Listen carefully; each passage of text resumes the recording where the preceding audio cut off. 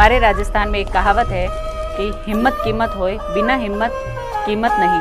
उसका अर्थ है कि हिम्मत के बिना कोई कीमत नहीं, और हिम्मत ही है जो हमें एक आम लोगों की भीड़ में एक खास इंसान बना देती है। ऐसा क्यों बोली मैं, आपके दिमाग में आ रहा होगा, क्योंकि 1 फरवरी 2020 की रात एक ऐसी रात थी जिस रात मैं बिल्कुल सो नहीं पाई थी, और रात के सन्नाटे में मेरे दिमाग में अजीब सी हलचल मची हुई थी कि पता नहीं क्या होने वाला है, और मन से एक ही आवाज़ निकल रही थी कि हे भगवान, आप उनकी रक्षा करना। अब सुबह के 6 बज रहे थे, पूरे गांव में कोहरा था, और अचानक से घर के सामने एक गाड़ी आके रुकती है। मुझे नहीं पता था कि उस गाड़ी का मेरे घर के आगे आके रुकना एक मेरी लाइफ में आने वाले सबसे बड़े तूफान का संकेत था।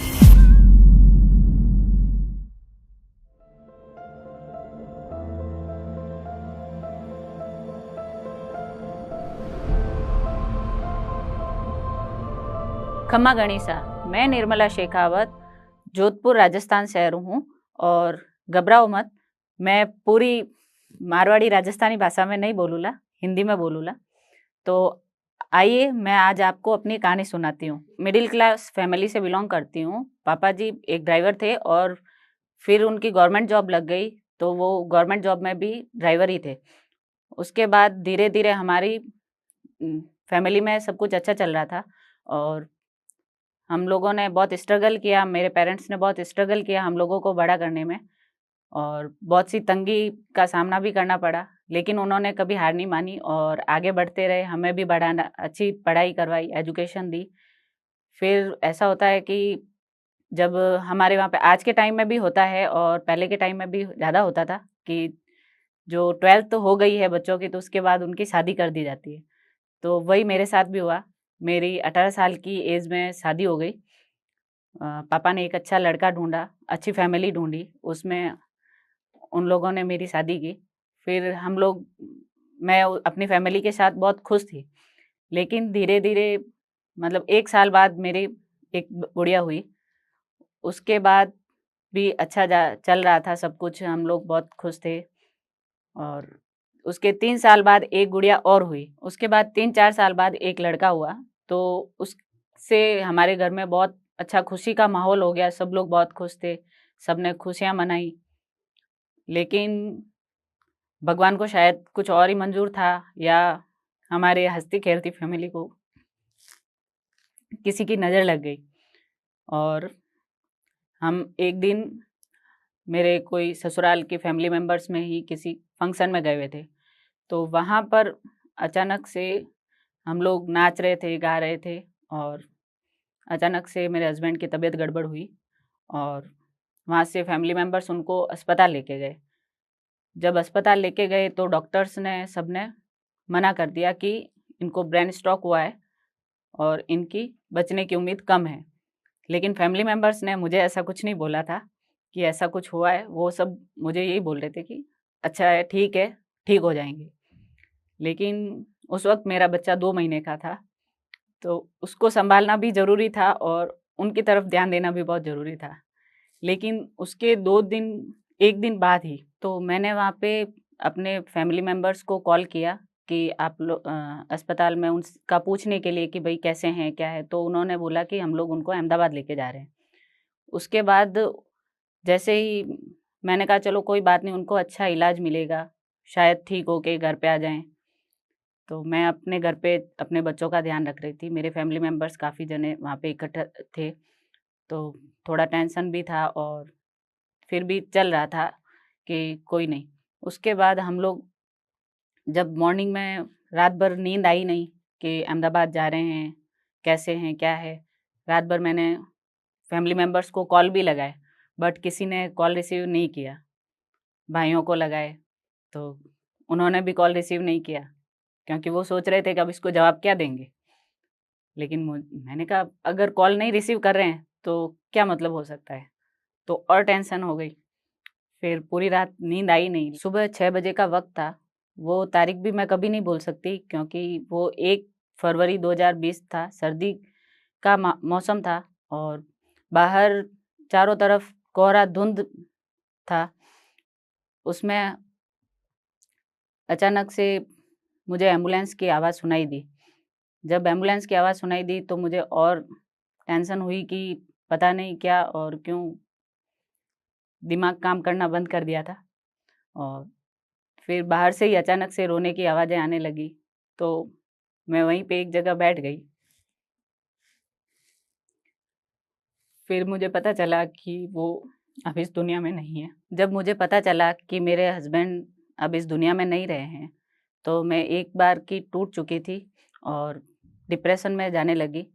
और उस वक़्त मैं मात्र 26 साल की थी। मेरे 3 बच्चे थे, जो बहुत छोटे-छोटे थे। फिर धीरे-धीरे काम का प्रेशर था कि बच्चों को कैसे पढ़ाना है, कैसे करना है, सब कुछ था। लेकिन वो सब करना पॉसिबल नहीं था। उसके जस्ट थोड़े टाइम बाद ही लगभग 1 महीना या ऐसा कुछ हुआ होगा, देश में कोरोना काल आ गया था और लॉकडाउन लग गया था। लॉकडाउन जब महीने भर से वापस खुला, तब बच्चों के स्कूल से फ़ीस वगैरह की भी रिक्वायरमेंट आने लगी कि मैडम आप इनकी फ़ीस जमा करवाइए। लेकिन अब मेरे घर में वो एक इंसान ही थे जो कमाने वाले थे और उस वक़्त हम लोग कहीं बाहर निकलते नहीं थे। मैंने कहा अब उनकी फ़ीस, बच्चों की फ़ीस कहाँ से भरूँ? तो ये सोच के मुझे और टेंशन होने लगी और मैं डिप्रेशन में ज़्यादा जाने लगी। तब मैंने अपने भाई से बात की, अपने सास से बात की, तो सास ने बोला बेटा पैसे तो मुश्किल है। मैंने कहा ठीक है, करना तो मुझे ही है, अब कैसे करना है? उनके ऊपर भी मैं नहीं पड़ सकती थी क्योंकि वो भी बुज़ुर्ग लोग हैं और पीयर वालों पे भी मुझे नहीं पड़ना था या मुझे किसी पर बोझ नहीं बनना था। तब भाई ने बोला कि तू ऐसे डिप्रेशन में जाएगी। उसने मम्मी से, भाभी से बात की। फिर इन लोगों ने मुझे थोड़े दिनों के लिए कि मेरी सास से बात की कि आप इनको थोड़े दिन मेरे घर पे भेजिए, हम लोग वहाँ पे रखेंगे और इसको थोड़ा पढ़ाई वापस शुरू करवाएँगे। तो सास ने बोला ठीक है। और उसके बाद मैंने कंप्यूटर की एजुकेशन की, कुछ कोर्सेज़ थे कि कंप्यूटर का करते हैं। सब ने बोला कि तू विडो है तो विडो कोटा से जॉब लग जाएगी तेरी, तू जॉब के लिए ट्राई कर, फॉर्म भर और पढ़ाई वापस आगे कर। तो मैंने वो करना शुरू किया। काफ़ी लोग ऐसे थे जिन्होंने बोला 3-3 बच्चों को कैसे पालेगी? क्या करेगी? और पीहर में कितने दिन रहेगी? भाभी सबकी ऐसी होती है, कितने दिन रखेगी? देखते हैं हम भी। मैंने कहा कोई बात नहीं, जितने दिन रखेंगे उतना दिन ही सही, देखा जाएगा आगे का। फिर मैंने वहाँ पढ़ाई शुरू की, पहले पहले कंप्यूटर कोर्सेज़ किए, उसके बाद आईटीआई में मैंने एडमिशन लिया। वो 2 साल का कोर्स था इलेक्ट्रीशियन का। तब उस वक़्त मेरा बेटा छोटा ही था, 5-6 महीने का। मैं उसको छोड़ के वहाँ पूरा दिन आईटीआई में जाती थी।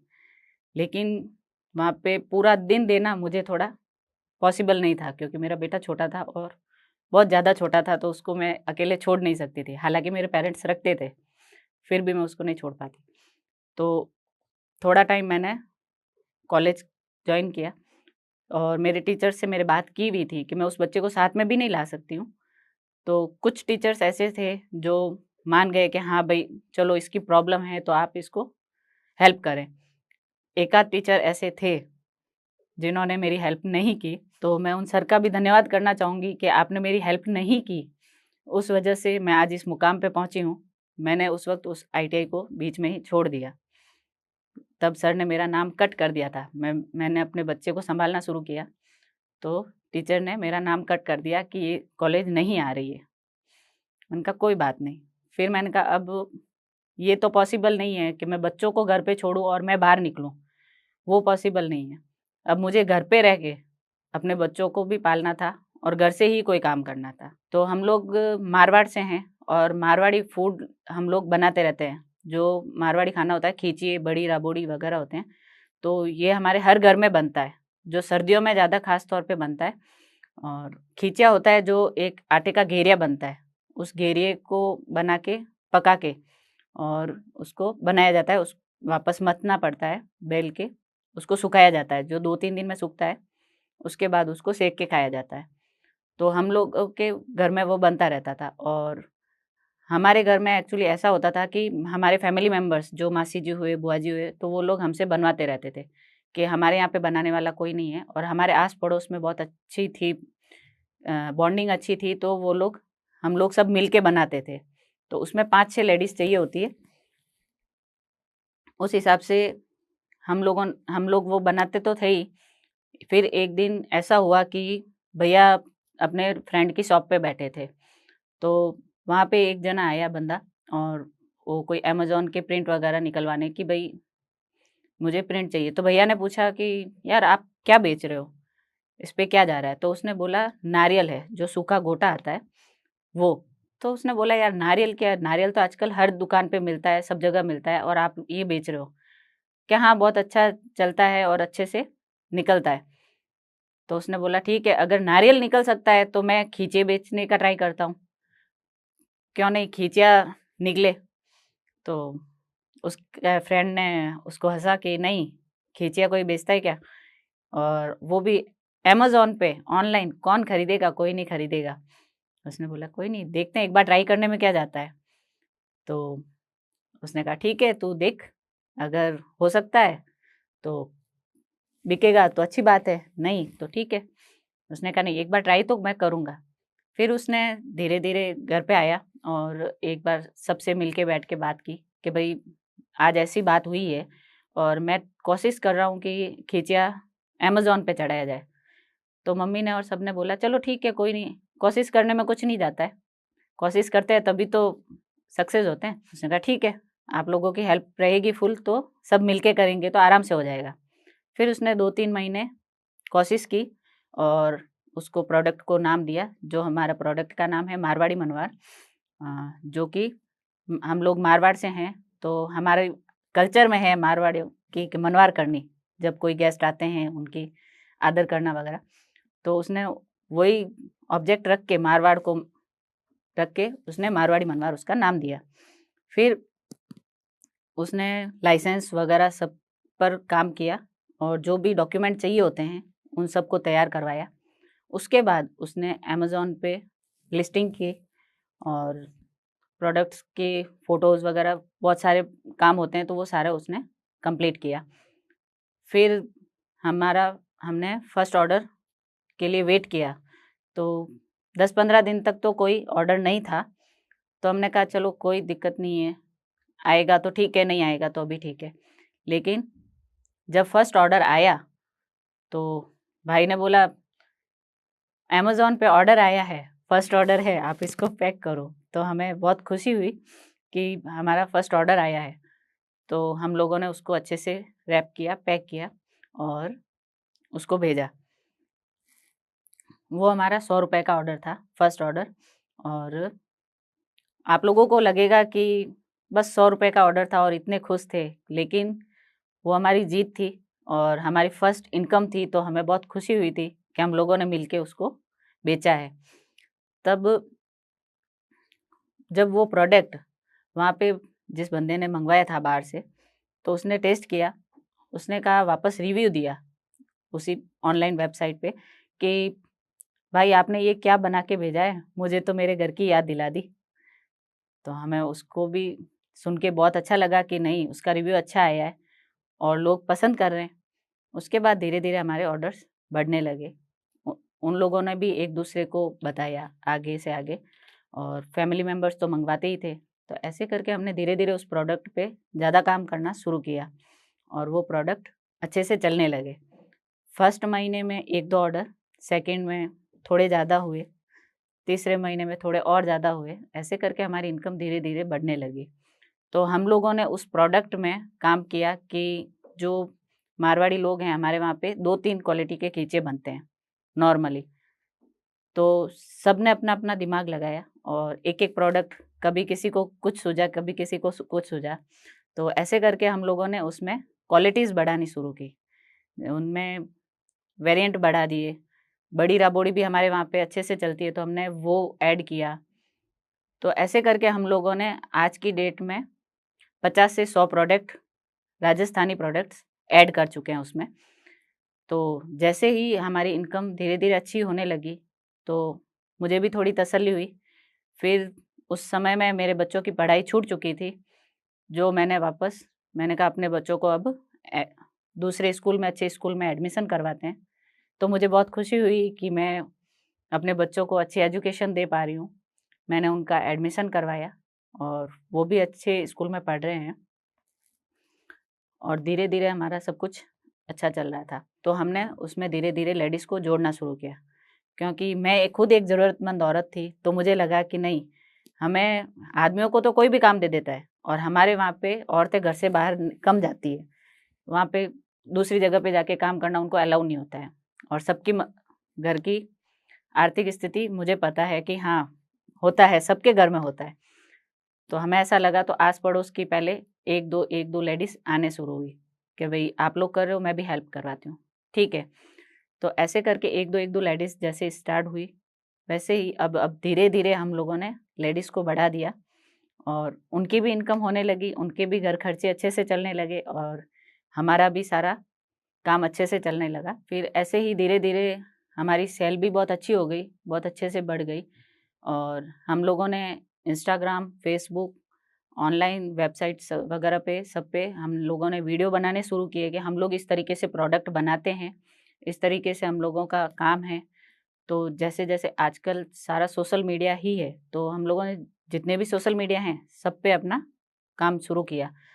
तो जैसे लोगों ने उन वीडियोज़ को देखा, वैसे हमारे कस्टमर्स भी बढ़े, हमारा काम बहुत अच्छा बढ़ गया और उसी के थ्रू एक दिन हमारे पास सोनी टीवी से कॉल आता है, लास्ट ईयर ही अप्रैल में, कि भाई साहब के पास कॉल आया, क्या आप लोगों को सोनी टीवी पे इनवाइट किया है, क्या आपकी कहानी हम लोगों को अच्छी लगी?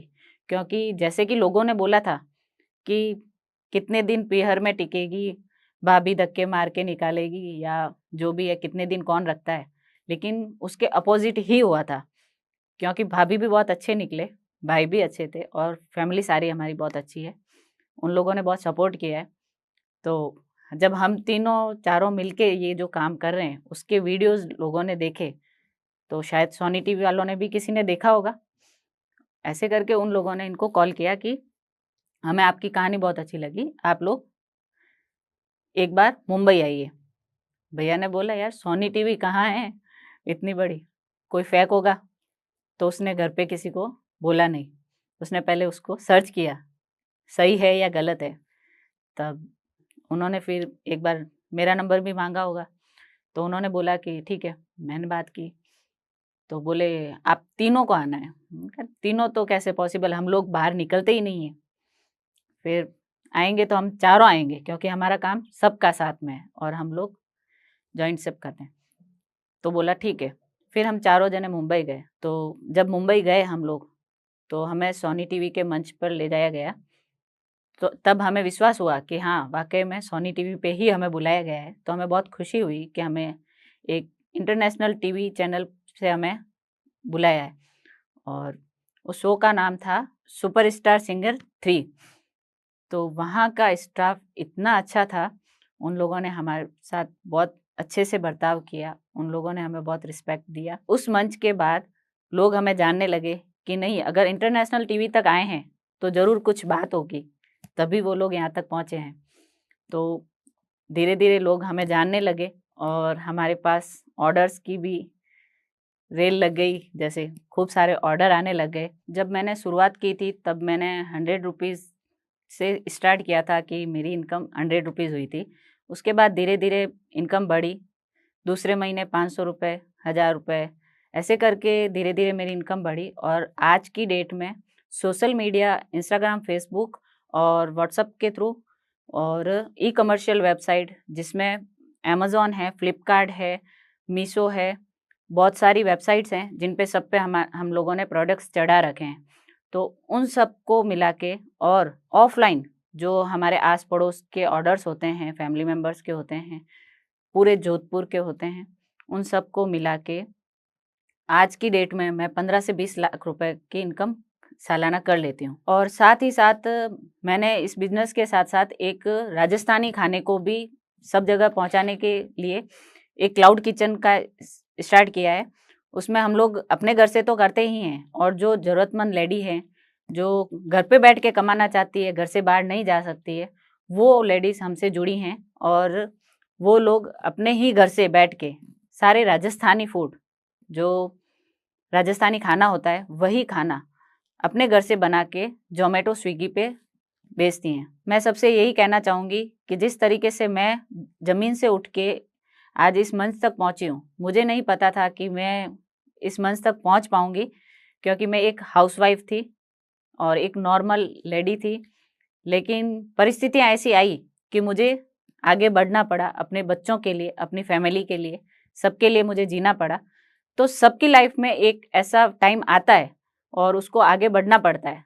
तो मेरा यही कहना है कि आप लोग उस समय में टूटो मत, उसको अपनी कमजोरी मत बनाओ, उसको अपनी मजबूती बनाओ और कुछ ना कुछ जो भी आपके हाथ में हुनर है, उस हुनर को दिखाओ और आगे बढ़ने की कोशिश करो। तो अंत में मैं आप सबसे यही बताना चाहती हूँ कि जिन लोगों ने मेरा सपोर्ट किया, जिन लोगों ने मेरा सहयोग किया, मेरी माताजी, मेरे भाई साहब, मेरी भाभी जी, और उन लोगों की वजह से ही मैं आज इस मुकाम तक पहुँची हूँ और मुझे ये प्लेटफॉर्म भी मिला है, या ऐसे कहें कि मैं आज ज़मीन से उठ के इस मुकाम तक पहुँच चुकी हूँ। तो मैं उन सब का धन्यवाद करना चाहूँगी। साथ में उन सभी लोगों का भी धन्यवाद करना चाहूँगी जिन लोगों ने हमारे प्रोडक्ट को टेस्ट किया है, उनको पसंद किया है, और वो लोग और भी हमसे, उन लोगों ने हमें इतना प्रेम दिया है। और आज मैं अपने भाई साहब को साथ लेके आई हूँ और उनके साथ मैं ये मंच शेयर करना चाहती हूँ। तो प्लीज़ मैं अपने भाई साहब को यहाँ मंच पे बुलाना चाहूँगी।